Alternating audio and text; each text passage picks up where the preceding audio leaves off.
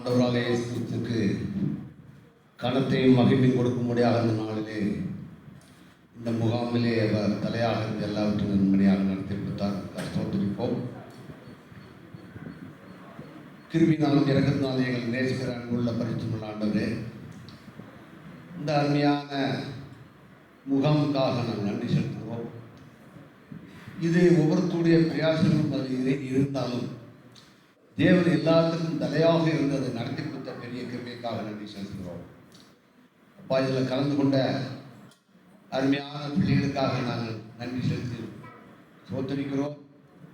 இதிலே செய்து கொடுக்கும்படியாக ஊழியர்களை கொண்டு வந்து அருமையான ஊழிய செய்திகள் கொடுக்க கர்த்தர் உதவி செய்து அதற்காக நன்றி செலுத்தும் கர்த்தாவே. இப்படியாக அந்த முகாமத்தில் வந்திருக்கக்கூடிய ஒவ்வொருத்தரும் அதில் கலந்து கொண்டு தேவனுடைய நாமத்தை மகிமைப்படுத்தும்படியாக கர்த்தர் கொடுத்த பெரிய வாய்ப்புக்காக நன்றி செலுத்துகிறோம்.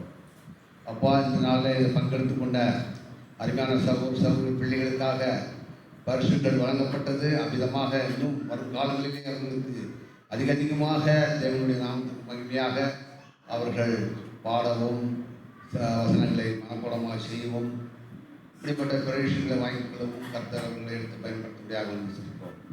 இந்த நாளிலும் மீண்டுமாய் தொடர்பும் முடிவு பிரச்சனை பற்றி எங்கள் மத்தியிலிருந்து எல்லாவற்றையும் ஆசீர்வதித்து கொடுத்த வண்ணமாக எங்கள் ஆண்டவரும் லட்சியமாக இருக்கிற இயேசு மட்டுமல்ல, இப்பொழுதும் அருமையான ஊழியக்காரர்கள் ஆண்டவரை இந்த ஒரு செய்தியை கொடுப்பார்கள். அந்த செய்தியிலே தேவன் பரத்திலிருந்து அவர்கள் கொடுக்கக்கூடிய வார்த்தை எங்களுடைய உள்ளத்திலே அது அதிகமாக கிரி செய்யவும் அதில் நாங்கள் ஜெபத்திலே அவர் தக்கிருக்கோம். தேவன் கிரிசுகிறாக அவரை எடுத்து பயன்படுத்தக்கூடியாக நாங்கள் வேண்டி செய்வோம். எங்கள் ஆண்டவரும் எங்கள் லட்சியமாக இருக்கிற கர்த்தராகிய இயேசு நாமத்தில் வேண்டிய ஒரு ஜீவனில் நல்ல பிதாவே, ஆமென்.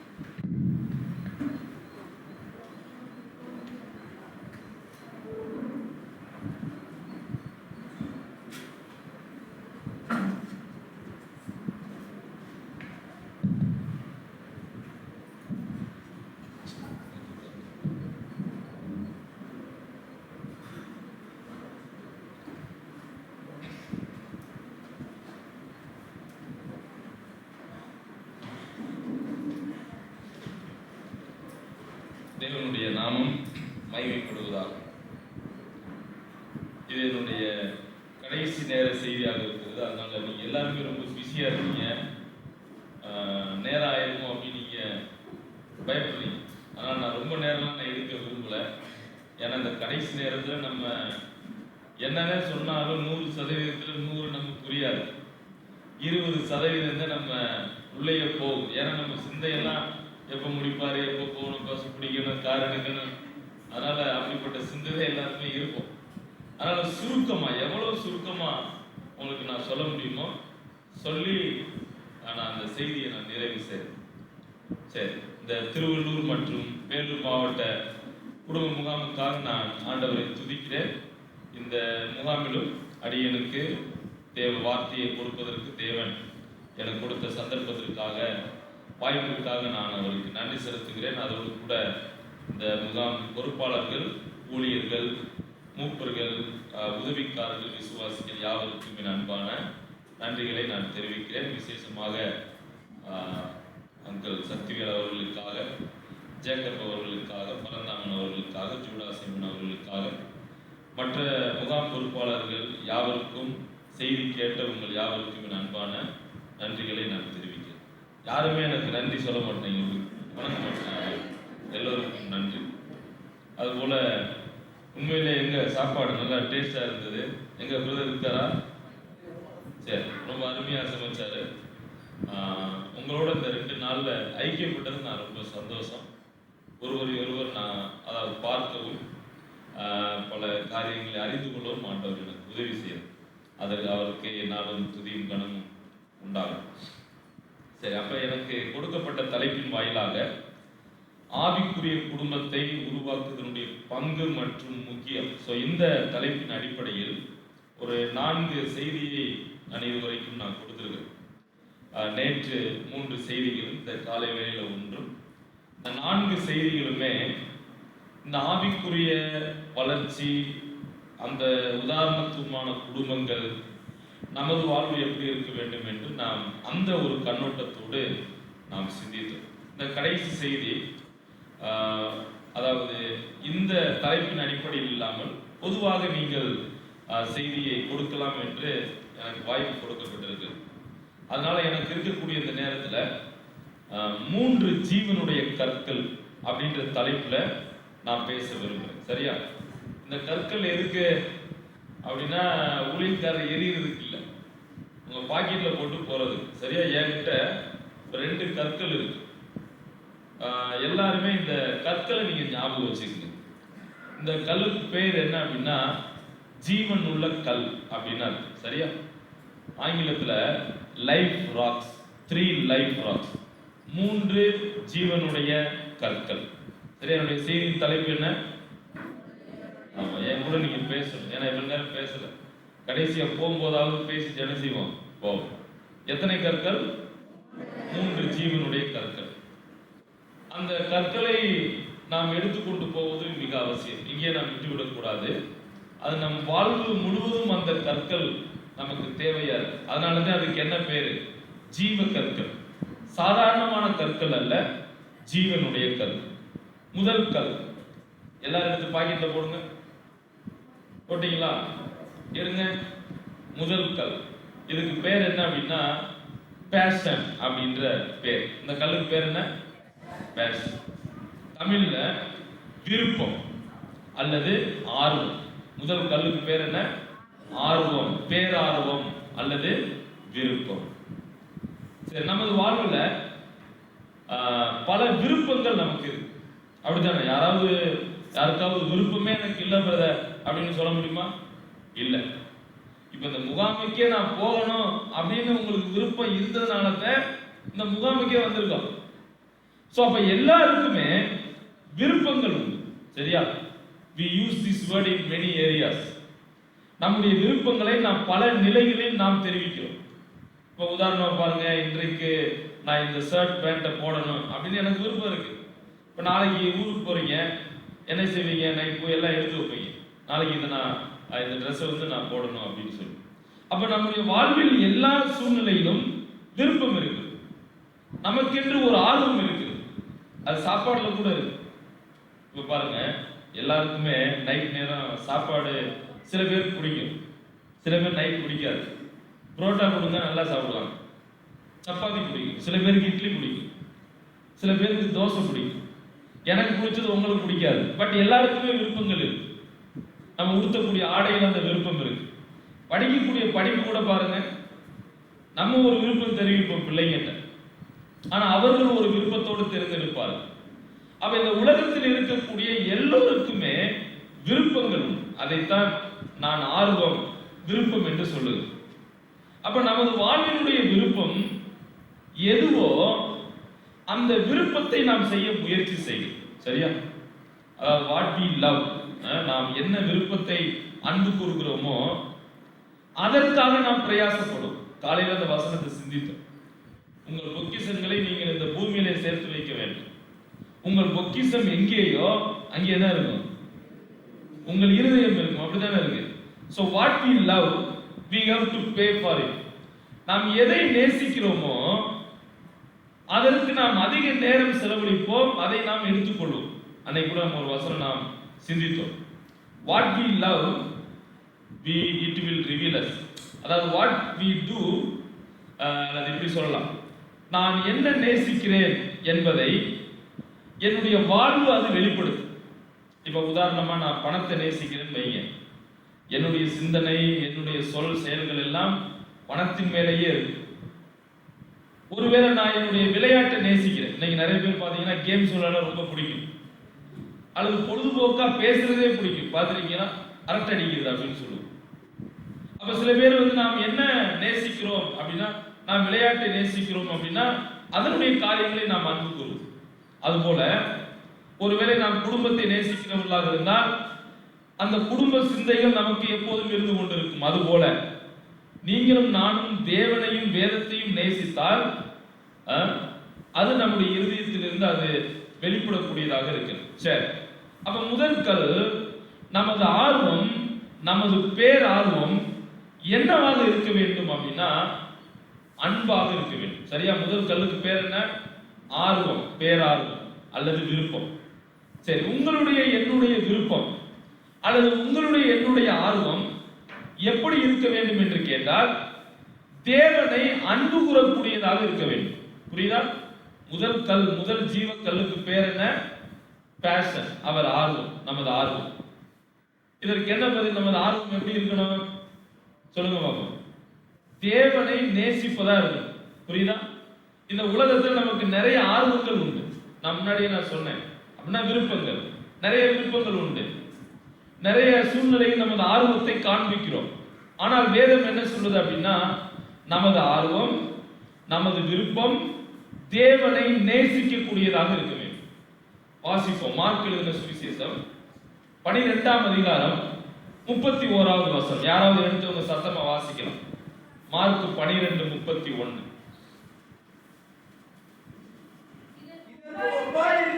இரண்டாம் கற்பனை என்னவென்றால் உன்னிடத்தில் நீ அன்பு கூறுவது போல் 30வது வசனம் வாசிங்க.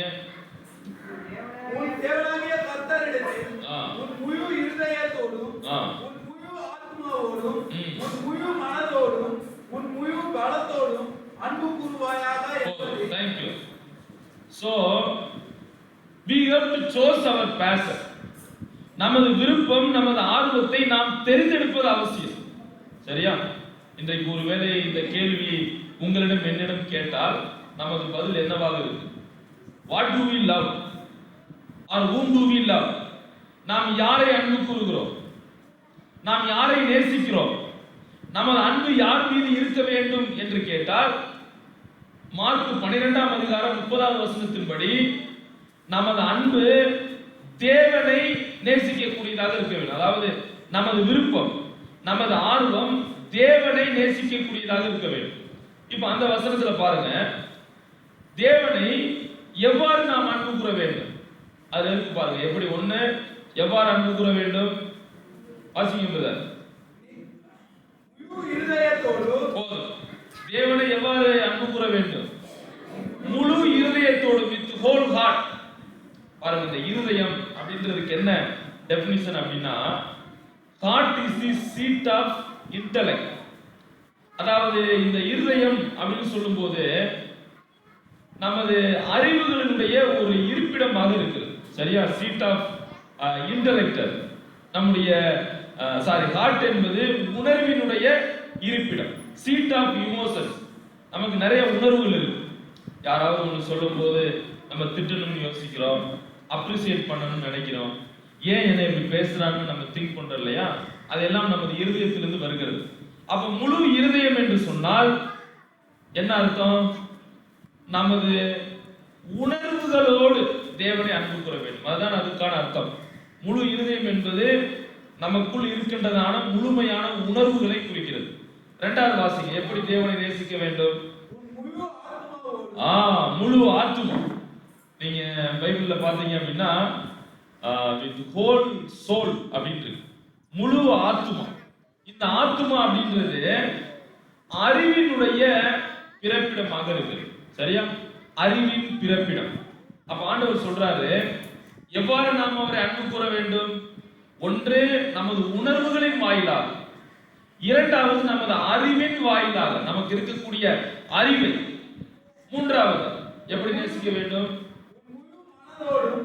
முழு மனதோடு. சரியா? அந்த மனது சிந்தை அப்படின்னு சொல்லப்படுது. அது என்ன அப்படின்னா தீர்மானம் எடுக்கக்கூடிய பலம். நல்லா கவனிங்க.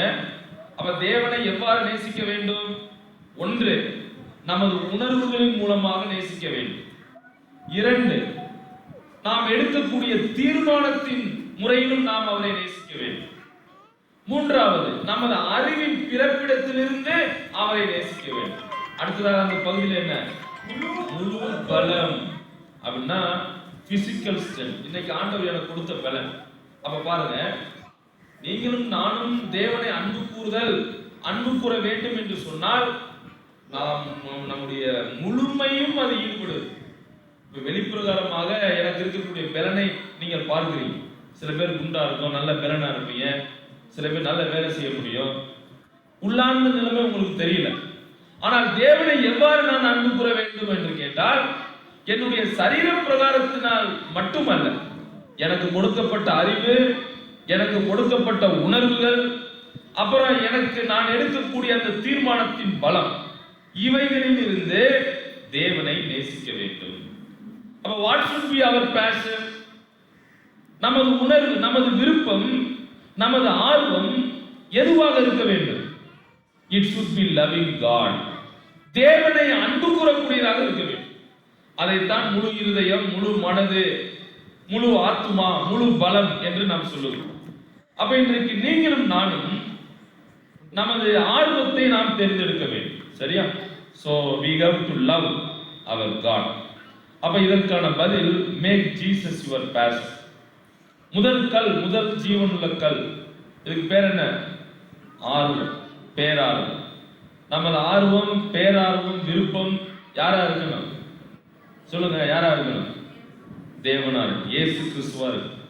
சோ இயேசு கிறிஸ்துவே என் வாழ்வின் ஆர்வம் உள்ளவராக இருக்க வேண்டும். அவருக்காக நான் வாழ வேண்டும், அவரை நேசிக்கிறேன். இரண்டாவது கல். ரெண்டுக்கும் அதுதான் தூக்குறான்னு சொன்னாங்க, எக்ஸாம்பிளுக்காக. இரண்டாவது கல்லுக்கு ஒரு பேர் இருக்கு, இரண்டாவது ஜீவக்கல். The second life rock. அது என்ன அப்படின்னா மிஷன் அப்படின்ற ஒரு கல். இந்த கல்லுக்கு பேரு அருட்பணி. சொல்லுங்க, என்ன கல், என்ன பேரு? சத்தமா சொல்லுங்க, அருட்பணி. முதல் கல்லுக்கு பேர் என்ன? ஆர்வம். இரண்டாவது ஜீவ கல்லுக்கு பேர் என்ன? அருட்பணி. அது இப்படி கூட சொல்லலாம், அவர் பர்பஸ், நமது நோக்கம். சரியா? நமது நோக்கம், நமது அருட்பணி அப்படின்னு சொல்லலாம்.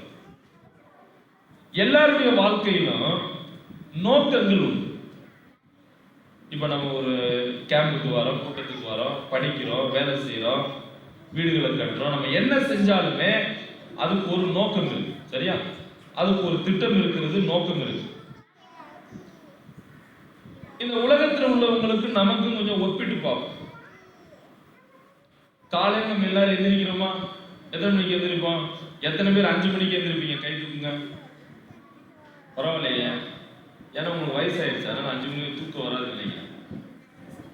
6 மணி, 7 மணி, சரி. நைட் காலையில 9 மணிக்கு எந்திரிக்கிறவங்க யாரு? கை தூக்குங்க. அந்த தூக்குறாங்க பாருங்க. 7-8 மணிக்கு எந்திரிக்கிறோமா? நம்ம ஆண்டவருடைய பிள்ளைங்க. உலகத்தில் உள்ளவங்க நம்மள மாதிரி தானே எந்திரிக்கிறாங்க, ஆமாவா இல்லையா? சரி, எந்திரிச்சோம்னா என்ன செய்வோம்? சொல்லுங்க, டீ குடிப்போம். டீ. அவங்களும் என்ன செய்யறாங்க? டீ குடிக்கிறாங்களா இல்லையா? அப்ப நம்ம உடம்ப நம்ம சுத்தம் பண்றோம், குளிக்கிறோம். அவங்க குளிக்கிறாங்களா இல்லையா? நம்ம ஸ்கூல் கிளம்புறோம், அவங்க போறாங்களா இல்லையா? அப்புறம் மதியம் சாப்பிட்றோம், அவங்களும் என்ன செய்யறாங்க? சாப்பிட்றாங்க. நம்ம வேலைக்கு போறோம், அவங்களும் வேலைக்கு போறாங்க. சாயங்காலம் வீட்டுக்கு வரோம், அவங்களும் வர்றாங்க. நம்மள மாதிரி எல்லா சூழ்நிலையிலும் அவர்கள் என்ன செய்யறாங்களோ அதையே நாம் செய்யறோம். ஆனால் அவர்களுடைய வாழ்க்கைக்கும் நமது வாழ்க்கையுடைய நோக்கத்துக்கும் வித்தியாசம் உண்டு. ஒருவேளை வெளிப்பிரகாரமான அந்த விஷயங்களில் வித்தியாசங்கள் இல்லாவிட்டாலும் நமக்கும் அவர்களுக்கு, அதாவது நமக்கும் அவர்களுக்கும் பல வித்தியாசங்கள் உண்டு. என்ன அப்படின்னா, அவங்க என்ன வேணாலும் செய்வாங்க, ஆனா அதுல தேவன் இருக்க மாட்டார். ஆனால் நாம் என்னவெல்லாம் செய்கிறோமோ அது தேவன் நாம மகிமைக்காக இருக்கும். சரியா? வாசிப்போம். 1 கொரிந்தியர் 10ஆம் அதிகாரம் 31. எனது நோக்கம், எனது அருட்பணி எப்படி இருக்க வேண்டும்? 1 கொரிந்தியர் 10:31 வாசிங்க. நீங்கள் புசித்தாலும் குடித்தாலும், இன்னொரு வார்த்தை, நீங்க பிரியாணி சாப்பிட்டாலும், டீ குடிச்சாலும், எதை செஞ்சாலும் எல்லாவற்றையும் தேவனுடைய மகிமைக்காக செய்ய வேண்டும். அதுதான் நமது நோக்கமாக இருக்க வேண்டும். இந்த உலகத்தில் பிறந்து ரட்சிக்கப்பட்டு ஆண்டவருடைய பிள்ளைகளாக வாழ்ந்து கொண்டிருக்கிற நீங்களும் நானும் நமக்கென்று ஒரு நோக்கம் இருக்கிறது. ஆனால் இந்த உலகத்தில் வாழ்பவர்களுக்கு நோக்கம் இல்லை. அவர்கள் ஏன் இந்த உலகத்தில் இருக்கிறார்கள் அவர்களுக்கே தெரியாது. But we have a purpose. நமக்கு ஆண்டவர் நோக்கத்தை கொடுத்திருக்கிறார், நமக்கு சில திட்டங்களை கொடுத்திருக்கிறார். So whatever we do, we have to do it for the glory of God.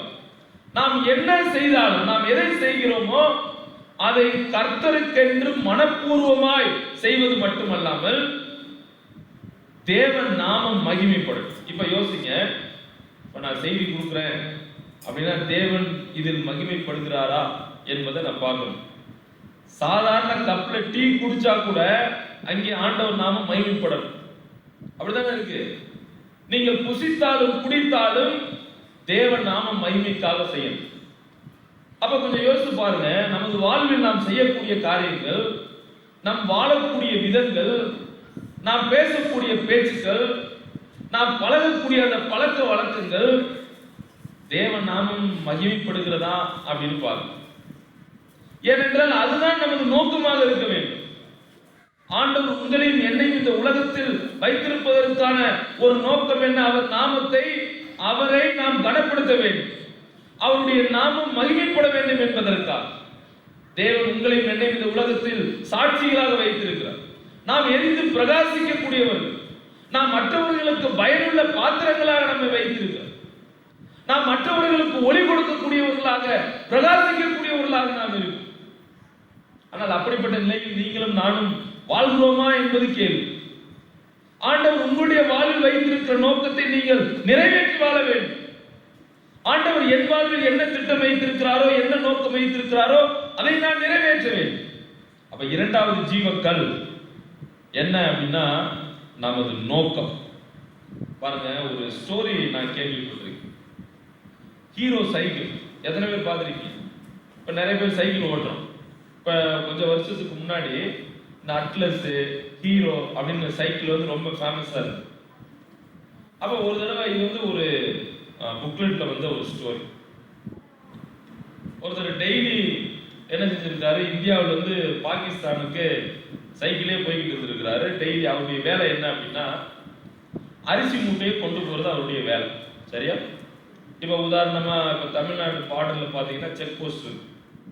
யாராவது ஆந்திராவுக்கோ வெளியூருக்கு போனால் அதை செக் பண்ணிட்டு அனுப்புவாங்க. அந்த மாதிரி ரெண்டு தேசத்தையும் இணைக்கக்கூடிய ஒரு பார்டர், அந்த பார்டரில் எப்போதுமே போலீஸ் வந்து செக் பண்ணி அனுப்புவாங்க. அப்போ இவர் டெய்லி போகிறதுனால நல்ல பழக்கமாயிட்டார். ஒரு வருஷத்துக்கு எவ்வளோ நாள்? 365 நாள். 365 நாளுமே இவர் அந்த ரைஸ் பேக்கை சைக்கிளை பின்னாடி வச்சு கொண்டு போய்கிட்டே இருக்கார். அப்போ ஒரு போலீஸ்காரர் கேட்டிருக்காரு, ஏப்பா நீ இங்க இருந்து அங்கே ஒரு வருஷம் ஃபுல்லா போற, நீ வெறும் அரிசி மூட்டையே கொண்டு போறியே, ஏதாயிலும் இங்க இருந்து அங்கே ஒரு பொண்ணு, தங்கம், வெள்ளியெல்லாம் நீங்க எடுத்து போலாம்ல, நல்ல பெரிய பிசினஸ் மேனா ஆகலாம்ல அப்படின்னு கேட்டார். ஆனா அவங்க டெய்லி செக் பண்ணும்போது என்ன இருக்கு அதுல? அரிசி மூட்டை. அப்ப அவர் சொன்னாராம், சார் நான் என்னமோ 365 நாள் சாக்கு மூட்டையை கொண்டு போறது உண்மைதான், ஆனா நான் டெய்லி ஒவ்வொரு புது சைக்கிள் எடுத்து போய்கிட்டு இருந்தேன், அதை நீங்க என்ன செய்யல, பார்க்கல. புரியுதா நான் சொன்னது? அவங்க எல்லாரும் என்ன செக் பண்ணாங்க? டெய்லி அரிசி மூட்டை, சரி பரவாயில்ல அப்படின்னு விட்டுறாங்க. ஆனா அவர் உண்மையிலேயே ஒவ்வொரு நாளும் ஒவ்வொரு சைக்கிளை இங்க இருந்து அங்க என்ன செஞ்சிருக்காரு, கொண்டு போயிருக்கு. இது எதுக்காக நான் சொல்றேன் அப்படின்னா, what the mission, what the purpose has given to him, he fulfilled. அவனுக்கு என்ன நோக்கம் கொடுக்கப்பட்டதோ, அவனுக்கு என்ன அந்த வேலை அர்ப்பணி கொடுக்கப்பட்டதோ அதை அவர் நிறைவேற்றி. இந்த உதாரணத்தை நீங்களும் நானும் ஏன் கற்றுக்கொள்ள வேண்டும் என்று கேட்டால், whatever we do, we have to do it for the glory of God. நமது நோக்கம், நமது அர்ப்பணி தேவனை மகிமைப்படுத்தக்கூடியதாக இருக்க வேண்டும். ஒருவேளை அதை நாம் படிக்கக்கூடிய படிப்புல கூட இந்த தீர்மானத்தை நாம் எடுக்கலாம். என்னுடைய வாழ்வின் மூலமாக நான் தேவனை மகிமைப்படுத்த வேண்டும், என் படிப்பின் மூலமாக, என் வேலையின் மூலமாக, என் சபையின் மூலமாக, என் குடும்பத்தின் மூலமாக நான் தேவன் நாம மகிமைக்காக வாழ்வேன் என்ற தீர்மானத்தை நீங்களும் நானும் எடுக்கிறோம். அப்ப இரண்டாவது கல் நமது அர்ப்பணி அல்லது நோக்கம். அதுக்கு என்ன பதில்? Make Jesus look great. இயேசுவை பெரியவராக காண்பிக்கிறோம். சரியா? மூன்றாவது கல் மறுபடியும் பாக்கெட்ல இருந்து போட்டுருவோமா, எடுத்துருவோமா? எடுங்க பார்ப்போம். 3வது கல் எடுங்க. எடுத்துட்டீங்களா? காட்டுங்க பார்ப்போம். எங்க யார்கிட்டயுமே கல்லை காணா? சரி, முதல் கல்லுக்கு பேர் என்ன? பேஷன். 2வது கல்லுக்கு பேர் என்ன? மிஷன். அதுக்கு தமிழ்ல அருட்பணி அல்லது நோக்கம். நமது நோக்கம் என்னவா இருக்கணும்? இயேசுவை பெரியவராக நம்ம உயர்த்தணும். அப்படின்னா என்ன அர்த்தம்? நாம் அவருடைய நாம மகிமைக்காக வாழணும். முதல் கல்லுக்கு ஒரு பதில் சொன்னேன். முதல் கல், அதுக்கு என்ன செய்யணும்? தேவனை நேசிக்க வேண்டும். சரி, 3வது கல், இந்த கல்லுக்கு பேர் என்ன அப்படின்னா விசன் அப்படின்னு நான் பேர் கொடுத்தேன். விசன் அப்படின்னா தரிசனம்னு அர்த்தம். சரியா? விசன் என்ன அர்த்தம்? தரிசனம். ஒரு வசனத்தை நம்ம வாசிப்போம். வெளிப்படுத்தல் 7ஆம் அதிகாரம் 9வது வசனம். யாராவது வாசிங்க. வெளிப்படுத்தல் 7:9 படிங்க. இவைகளுக்கு பின்பு நான் பார்த்தபோது, இதோ சகல ஜாதிகளிலும் கோத்திரங்களிலும் ஜனங்களிலும் பாசைக்காரரிடமிருந்து வந்ததும் ஒருவனும் எண்ணக்கூடாததுமான திரளான கூட்டமாகிய ஜனங்கள் வெள்ளை அங்கிகளை தரித்து தங்கள் கைகளில் குறுத்தோலைகளை பிடித்து சிங்காசனத்திற்கு முன்பாகவும் ஆட்டுக்குட்டியானவருக்கு முன்பாகவும் நிற்க கண்டேன். இங்க இந்த கடைசி வார்த்தையை பாருங்க, நிற்க கண்டேன் அப்படின்னு சொல்றேன். அப்ப விசன், தரிசனம். விசன் அப்படின்றது எதை காண்பிக்குது? கண்ணை காண்பிக்கிறது, பார்க்கக்கூடிய ஒரு பார்வை. அப்ப நமது பார்வை, நமது தரிசனம், இங்க யோவான் பார்க்கிறார். அவருடைய தரிசனம் என்ன? அதாவது எல்லா ஜாதியார், நல்லா கவனிங்க, எல்லா ஜாதியார், எல்லா கோத்திரத்தார், எல்லா மக்கள், அவர்கள் யாராக இருந்தாலும் சரி, எல்லாரும் அவருக்கு முன்பாக, அவர் சிங்காசனத்திற்கு முன்பாக நான் நிற்பதை பார்க்கணும், நான் நிற்பதை கண்டேன் அப்படின்னு சொல்றார். அப்படின்னா என்ன அர்த்தம்? இயேசு கிறிஸ்துவை ஏற்றுக்கொண்ட ரட்சிக்கப்பட்ட ஒரு கூட்டம் நிற்கிறதாக அவர் பார்க்கிறார். அவர் தரிசனம் எப்படின்னு பாத்தீங்களா? தேவனால் படைக்கப்பட்டவர்கள் தேவனிடத்தில் நிற்க வேண்டும் என்ற தரிசனத்தை அவர் கண்டார். இன்றைக்கு நீங்களும் நானும் இந்த ஒரு தரிசனத்தை நாம் காண வேண்டும். என்ன அப்படின்னா, இன்றைக்கு நீங்களும் நானும் ஆண்டவராகிய இயேசு கிறிஸ்துவுக்கு முன்பாக இந்த உலகத்தில் உள்ளவர்கள் நிற்க வேண்டுமானால், அதாவது அவர்கள் பரலோகம் சென்றடைய வேண்டுமானால், நமது தரிசனம் எப்படிப்பட்டதா இருக்கணும்? நாம் சுவிசேஷத்தை சொல்லக்கூடியவர்களா இருக்கணும். நீங்க மத்தேயு 28ஆம் அதிகாரம் 19-20ல இயேசு கிறிஸ்து கொடுத்த அந்த பிரதான கற்பனை என்ன? You go into all the world. நீங்க உலகமெங்கும் போங்க, சுவிசேஷத்தை பிரசங்கி, எல்லாரையும் நீங்க சீசரா மாத்துங்க. அப்ப யோவான் கண்ட தரிசனம், இந்த உலகத்தில் உள்ள எல்லா மக்களும் அவருக்கு முன்பாக நிற்பதாக அவர் பார்க்கிறார். சோ அதுபோல தேவன் நமது வாழ்வுல சுவிசேஷத்தை எல்லோருக்கும் வெளிப்படுத்த வேண்டும் என்று விரும்புகிறார். ஆண்டவர் ஒருவேளை உங்களை இந்த பகுதியில் வைத்திருக்கலாம், என்னைய பரமக்குடி பகுதியில் வைத்திருக்கலாம், அல்லது வேறு சிலரை அதர் ஸ்டேட்ல வைத்திருக்கலாம். ஆண்டவர் நம்ம எந்த நிலையில், எந்த இடத்தில், எங்கே வைத்தாலும் சுவிசேஷம் நம் மூலமாக சொல்லப்பட வேண்டும். நாமே அந்த சுவிசேஷமாக இருக்கிறோம். கிறிஸ்துவை நீங்களும் நானும் பிரதிபலிக்கக்கூடியவர்களாக இருக்கிறோம். ஆண்டவர் நமக்கு எதுக்கு ஐஸ்வர்யங்களை கொடுத்திருக்கிறார்? ஆண்டவர் எதற்கு நமக்கு நல்ல வேலைகளை கொடுத்திருக்கிறார்? எதற்கு ஆண்டவர் நமக்கு நல்ல குடும்பங்களை கொடுத்திருக்கிறார், நல்ல பதவிகளை கொடுத்திருக்கிறார்? இதெல்லாம் சுவிசேஷம் அறிவிக்கப்பட வேண்டும் என்பதற்காக. அப்ப நீங்களும் நானும் அவர் சொன்ன அந்த கட்டளையை நம்மால் முடிந்த அளவிற்கு சுவிசேஷத்தை இந்த உலகத்தில் சொல்ல வேண்டும். அதுதான் தலையாய பொறுப்பாக, கடமையாக, நம் தரிசனமாக இருக்க வேண்டும். இன்றைக்கு இப்படிப்பட்ட தரிசனம் உள்ளவர்கள் எத்தனை பேர்? நான் எப்படியாயும் இயேசு கிறிஸ்துவை குறித்து இந்த உலகத்திற்கு நான் சொல்லுவேன், என்னால் இயன்ற அளவுக்கு நான் சுவிசேஷமாக நான் வாழ்வேன், என்னை கண்டவர்கள் இயேசுவை காண வேண்டும் என்று எவ்வளவு பேர் நாம் வாழ்கிறோம்? சாது சுந்தர் சிங் அப்படின்றவரை பத்தி நீங்க கேள்விப்பட்டிருப்பீங்க. அவர் அந்த தெருவோரங்கள் நடந்து போகும்போது இயேசு போறாரு அப்படின்னு சொல்லுவாங்க. அவர் பேசல, ஆனா அவரை பார்த்தவங்க இயேசு போறாரு அப்படின்னு என்ன அர்த்தம்? அவருடைய குண நலன்களை அவர் பிரதிபலிச்சிருக்கிறார். இன்றைக்கு உங்களையும் என்னையும் காண்பவர்கள் கிறிஸ்துவை காண முடியுமா? ஆண்டவர் ஆண்டவர் நம்ம இந்த உலகத்துல உப்பாக வைத்திருக்கிறார், வெளிச்சமாக வைத்திருக்கிறார். அவர் நம்மை நிருபங்களாக வைத்திருக்கிறார். எதற்கு? எல்லோரும் வாசிக்கணுன்றதுக்காக. அவர் நம்மை சுவிசேஷமாக வைத்திருக்கிறார். என் மூலமாக அந்த சுவிசேஷத்தை மற்றவர்கள் காண வேண்டும், கிறிஸ்தவத்தை அறிய வேண்டும், கிறிஸ்துவை அவர்கள் காண வேண்டும், இயேசுவை அவர்கள் ஏற்றுக்கொள்ள வேண்டும். இன்றைக்கு இப்படிப்பட்ட தரிசனம் உங்களுக்கும் எனக்கும் தேவை என்று ஆண்டவர் விரும்புகிறார். அப்ப நமக்கு வாழ்வில் தேவையான 3 ஜீவ கற்கள். முதலாவது கல் அவர் பேஷன், நமக்கு இருக்கக்கூடிய பேர் ஆர்வம். அது என்னவா இருக்கணும்? இயேசுவை, தேவனை நேசிப்பதா இருக்கும். நமது முழு இருதயத்தோடு, முழு ஆத்மாவோடு, முழு பலத்தோடு, முழு மனதோடு நாம் அவரை அன்பு கூற வேண்டும் என்பதுதான் நமது ஆர்வமாக இருக்க வேண்டும். இரண்டாவது கல் மிஷன், நமது அர்ப்பணி, நோக்கம் என்னவா இருக்கணும்? whatever we do, we have to do it for the glory of God. நாம் என்ன செய்தாலும், எதை செய்கிறோம், அதை கர்த்தருடைய நாமத்திற்காக செய்யும். கொலோசியர் 3ஆம் அதிகாரத்துல ரொம்ப அருமையா சொல்றார். 3ஆம் அதிகாரம் 22ல இருந்து 24 படிச்சீங்கன்னா, நாம் எதை செய்தாலும் கர்த்தருடைய நாமத்தினாலே செய்யணும். அது நமது பெருமைக்காகவோ நமது மகிமைக்காகவோ அல்ல. It is only for the glory of 24 கொலோசியர் 3:24. நீங்கள் எதை செய்தாலும் மனப்பூர்வமாய் செய்யுங்கள் அப்படின்னு. சரியா? சரி. அப்ப இரண்டாவது நமது நோக்கம் அர்ப்பணி, தேவனை மகிமைப்படுத்தக்கூடியதா இருக்கு. மூன்றாவது ஜீவக்கல், நாம் தரிசனம் பெற்றவர்களாக இருக்க வேண்டும்.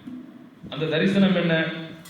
சுவிசேஷத்தை இந்த உலகில் அறிவிக்கக்கூடியவர்களாக நாம் இருக்க வேண்டும்.